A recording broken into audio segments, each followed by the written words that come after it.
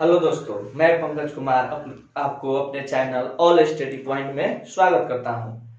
देखिए, आज हम लोग 10th संस्कृत का दूसरा चैप्टर जिसका नाम है पाटलिपुत्र वैभवम, उसके बारे में हम लोग पढ़ेंगे। पाटलिपुत्र वैभवम। देखिए, इस चैप्टर में हम लोग पाटलिपुत्र के वैभव के बारे में कुछ जानकारी कुछ जानेंगे और उसको पढ़ेंगे। देखिए, जो हमारा पाठ है संस्कृत का चैप्टर 2 जिसका नाम है पाटलिपुत्र वैभवम। पाटलिपुत्र वैभव का मतलब हुआ पाटलिपुत्र के जो वैभव है, जो उसकी उसमें जो विशेषता है उसके बारे में हम लोग जानेंगे। ठीक है, देखिए हमारा पहला स्टार्ट होता है, कह रहा है बिहार राज्यस्य राजधानी नगरम पाटलिपुत्रम सर्वेषु कालेषु महत्वधार्यत। यानी बिहार राज्य की राजधानी नगर जो पाटलिपुत्र है सभी कालों में महत्वपूर्ण स्थान रखती है। बिहार राजधानी नगरम पाटलिपुत्रम सर्वेषु कालेषु महत्वधार्यत। यानी बिहार राज्य की जो राजधानी नगर है सभी कालों में एक महत्वपूर्ण स्थान रखती है। करा है अस्य इतिहासे सर्वसाधारण वर्ष पिहितम वर्तते। इसका जो इतिहास है वो बहुत साधारण है। इसका इतिहास क्या है? बहुत साधारण है। ठीक है, करा है अस्य इतिहासे सर्वसाधारण वर्तते। इसका इतिहास बहुत साधारण है। अत्र धार्मिक क्षेत्र यानी धर्म के क्षेत्र में, राजनीतिक क्षेत्र यानी राजनीति के क्षेत्र में, उद्योग क्षेत्र यानी जो बिजनेस व्यापार का होता है उद्योग के क्षेत्र में, विशेष ध्यान आकर्षण यानी विशेषता यानी मुख्य रूप से ध्यान आकर्षित करने के लिए पाटलिपुत्र का बहुत महत्व रखा है। समझ में आया? पाटलिपुत्र का क्या रहा है? बहुत महत्व रहा है।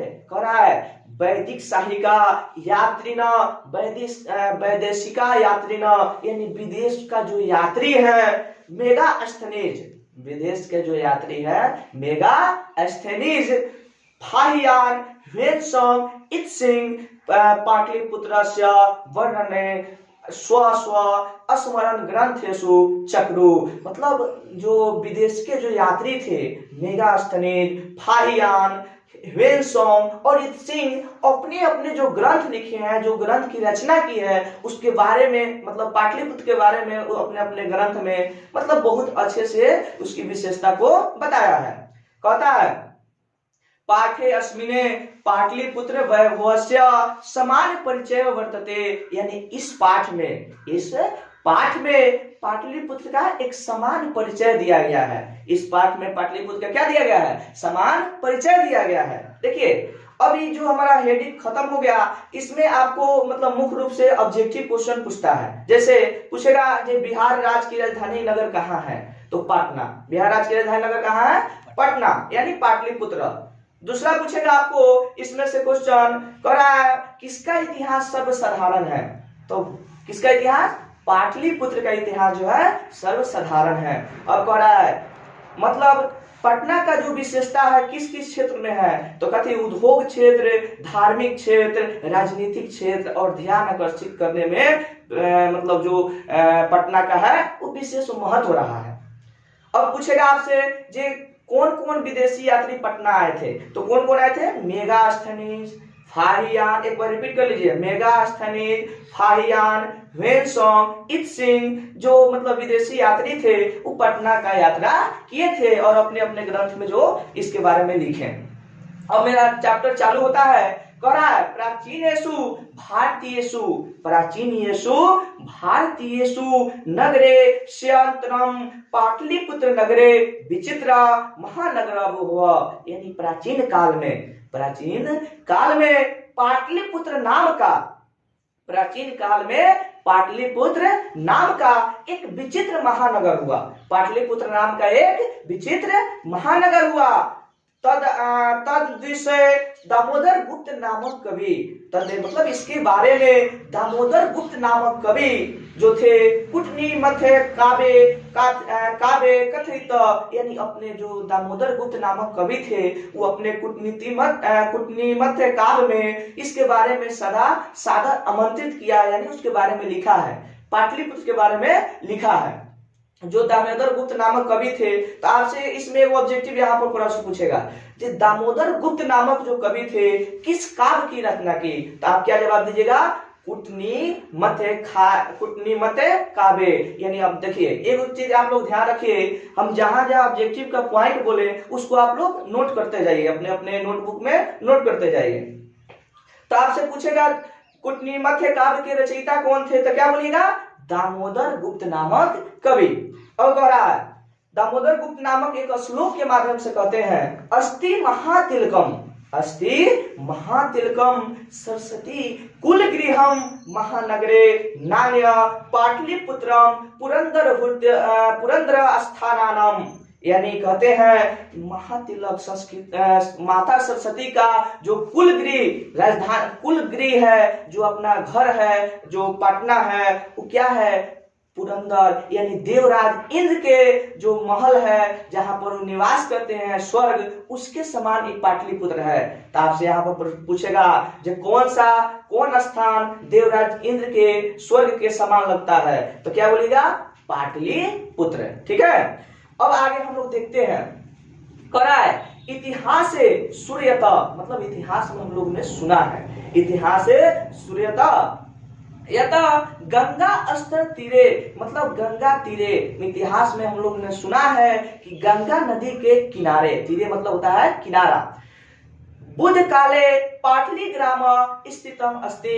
इतिहास में हमको सुनने को मिलता है, इतिहास में हमको सुनने को मिलता है जे पटना में गंगा नदी के किनारे जो पटना है वो इतिहास में हमको सुनने को मिलता है जे गंगा नदी के किनारे बुध काल के समय एक पाटली ग्राम नामक एक गांव स्थित था।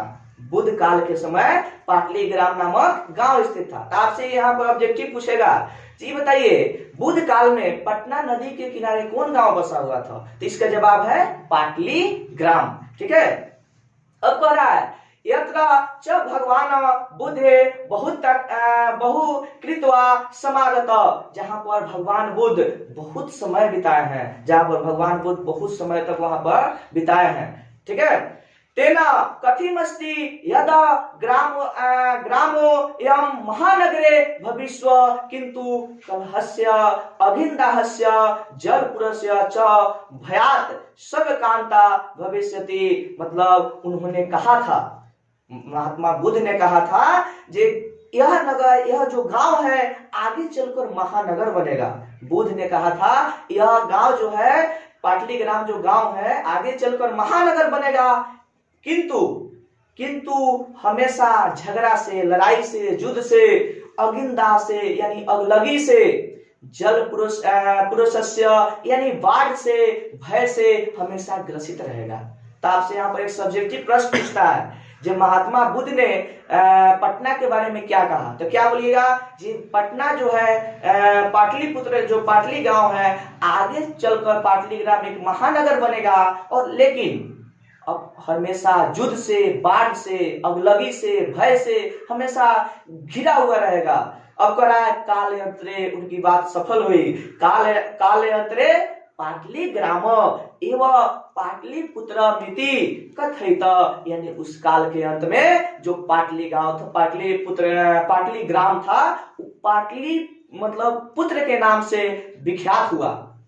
अब कह रहा है चंद्रगुप्त मौर्य से काले अस्य नगरस्य, चंद्रगुप्त मौर्य के काल में इस नगर की, अस्य नगरस्य मतलब इस नगर की शोभा रक्षा व्यवस्था च उत्कृष्ट सिद्धिति यवनान राज, मतलब चंद्रगुप्त मौर्य के समय इस नगर की शोभा एवं रक्षा व्यवस्था अति उत्कृष्ट थी। इस नगर की शोभा एवं रक्षा व्यवस्था अति उत्कृष्ट थी। यूनान राजदूत, यूनान के जो राजदूत हैं मेगास्थनीज अपने स्मरण ग्रंथों में इसे सादर आमंत्रित यानी लिखा है। जो यूनान के राजदूत जो मेगास्थनीज है इसके मतलब पटना के बारे में अपने जो उनका जो स्मरण ग्रंथ लिखे हैं उसमें सादर उसको बहुत अच्छा से उसको सजा कर लिखा है।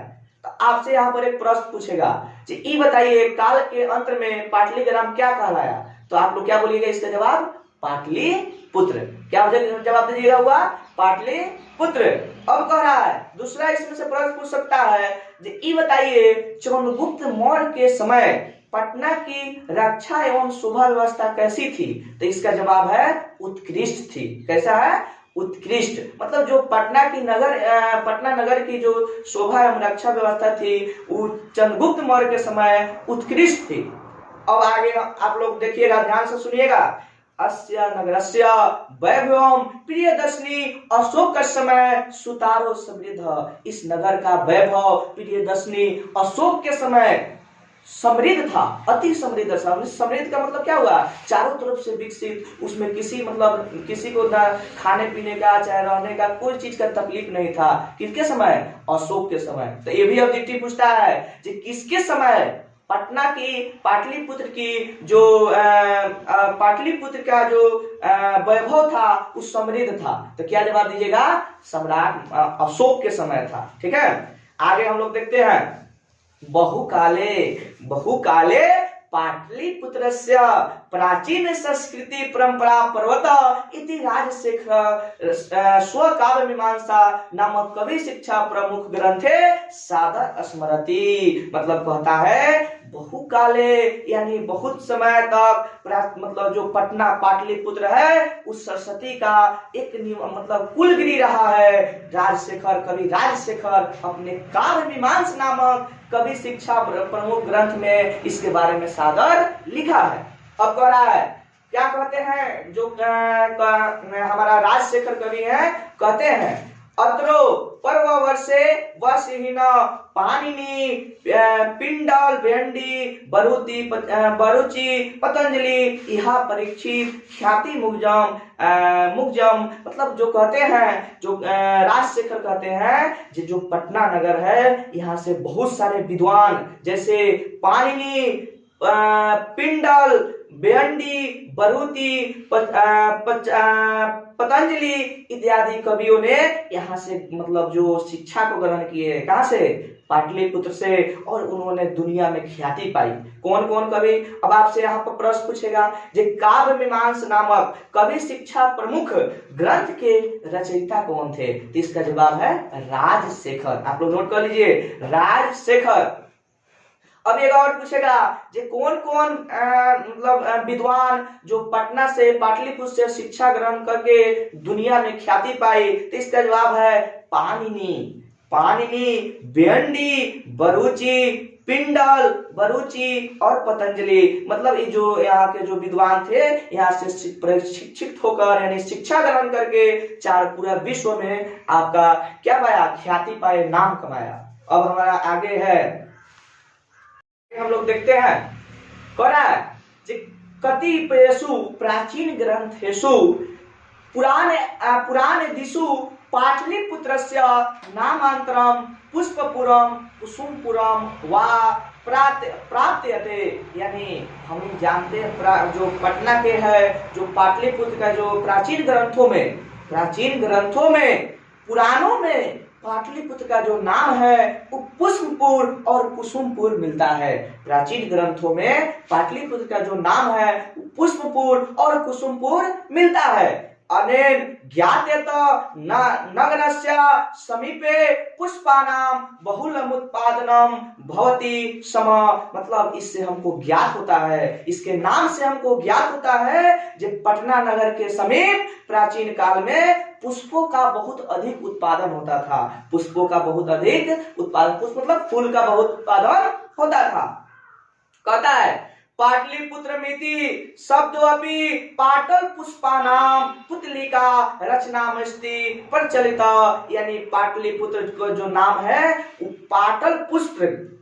पाटलिपुत्र जो नाम है वो पाटल पुष्प के पुतलिकाओं के नाम के आधार पर रखा गया है। पाटलिपुत्र जो पटना का नाम पाटलिपुत्र रखा गया है वो पाटल पुष्प के पुतलिकाओं के नाम के आधार पर रखा गया है। अब कह रहा है शरत काले नगरे अस्मिने, यानी शरद ऋतु में इस नगर के किनारे कौमुदी, मतलब इस नगर में कौमुदी महोत्सव इति महान समारोह गुप्त वंश शासन काले अति प्रचलित, यानी शरद ऋतु में इस नगर में कौमुदी महोत्सव नामक एक पर्व मनाया जाता था। मतलब गुप्त वंश के शासन काल में शरद ऋतु में यहाँ पर कौमुदी महोत्सव नामक एक पर्व मनाया जाता था। करा है तत्र सर्वे जना आनंद मग्नम अभुवन, इस समय कौमुदी महोत्सव के समय सभी लोग आनंद मग्न रहते थे, खुश रहते थे। कराय संप्रति दुर्गा पूजा अवसरे तादृश्यम एवं समारोह दृश्यते, अभी हम लोग को कौमुदी महोत्सव जैसा समारोह दुर्गा पूजा के अवसर पर देखने को मिलता है।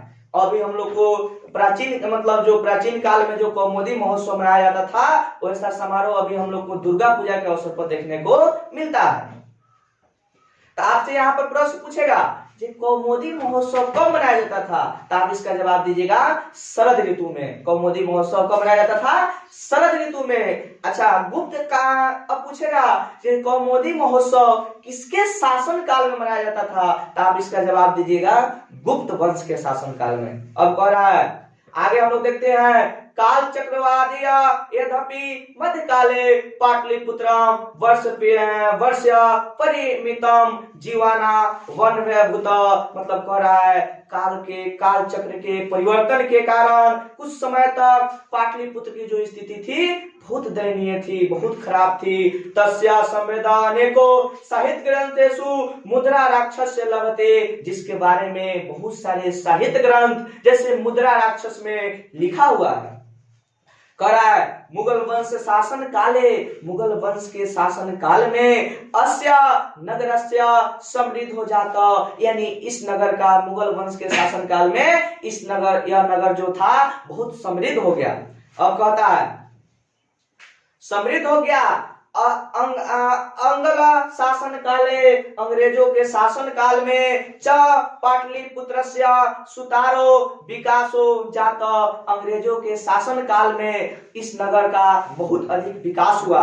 अब नगरा मिदम मध्यकाले इव पटनेति नाम्या प्रसिद्ध, मतलब मध्यकाल में इस नगर का नाम पटना पड़ा। मध्यकाल में इस नगर को पटना नाम से विख्यात, मतलब सब लोग जानने लगा, पटना नाम से विख्यात हो गया। अयम च शब्द पतन नीति शब्द निर्गत, पटना जो शब्द है पतन शब्द से लिया गया है। आपसे पूछेगा जब पटना शब्द कहां से लिया गया है, तो जवाब दीजिएगा इसका पतन शब्द से लिया गया है। नगरस्य पालिका देवी पटन देवी विद्यता आज्ञापी पूजते, इस नगर की जो पालिका देवी है वो पटन देवी है। इस नगर की पालिका देवी जो है पटन देवी है। अब कह रहा है आपसे पूछेगा जब पटना नगर की पालिका देवी कौन है, तो क्या जवाब दीजिएगा? पटन देवी। अब कह रहा है संप्रति पाटलिपुत्रम पटना नाम नमनम अति विशाल वर्तते बिहार राज्यस्य राजधानी चास्ति, अभी के समय में पटना एक बहुत विशाल नगर है जो बिहार प्रांत की राजधानी है। अनुदितम नगरस्य विस्तार होती, दिन पर दिन इस नगर का विस्तार होता जा रहा है। अस्यो उत्तरस्य दिशा गंगा नदी प्रवाहिता, पटना के उत्तर दिशा में गंगा नदी बहती है, जो मतलब भारत की एक मतलब गंगा नदी को माँ के समान मानते हैं। वो गंगा नदी पटना के उत्तर दिशा में बहती है। तस्य ऊपरी, यानी गंगा नदी के ऊपर गांधी सेतु नाम का एशिया महादेश दीर्घतम सेतु क्योंच रेलयाना सेतु निर्माण्यो वर्तते, यानी जो गंगा नदी है उसके ऊपर गांधी सेतु नाम का एशिया महादेश के सबसे लंबा पुल के नाम, मतलब जो पुल है जिसका नाम है गांधी सेतु, वह बना हुआ है।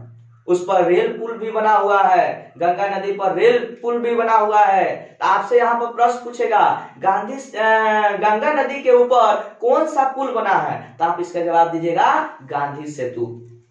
अब कह रहा है, अब आपसे एक भी और पूछेगा जे पटना के किस दिशा में गंगा नदी बहती है, तो इसका जवाब दीजिएगा उत्तर दिशा में। अब कह रहा है नगरे अस्मिने उत्कृष्ट संग्रहालय, उच्च न्यायालय, सचिवालय, गोल गृहम, तारामंडलम, जैविक उद्यानम, मौर्यकालिक अवशेष, महावीर मंदिर इत्यादि दर्शनीय।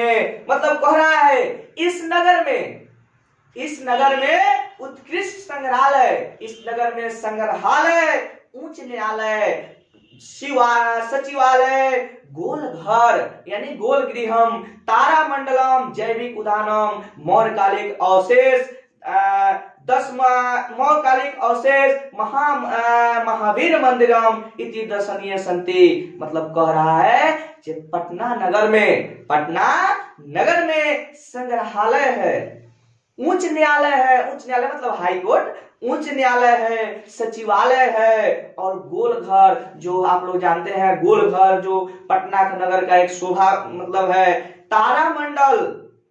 तारामंडल यानी मतलब पटना में तारामंडल भी है, जैविक उद्यान यानी मतलब जो चिड़ियाघर होता है, तो चिड़ियाघर भी पटना में है, मौर्यकालिक अवशेष यानी जो मौर्य काल में जो कुछ अवशेष थे वो भी यहाँ पर सब सुरक्षित रखा गया है, महावीर मंदिर मतलब भारत का महावीर का सबसे बड़ा मंदिर महावीर मंदिर यही पटना में है।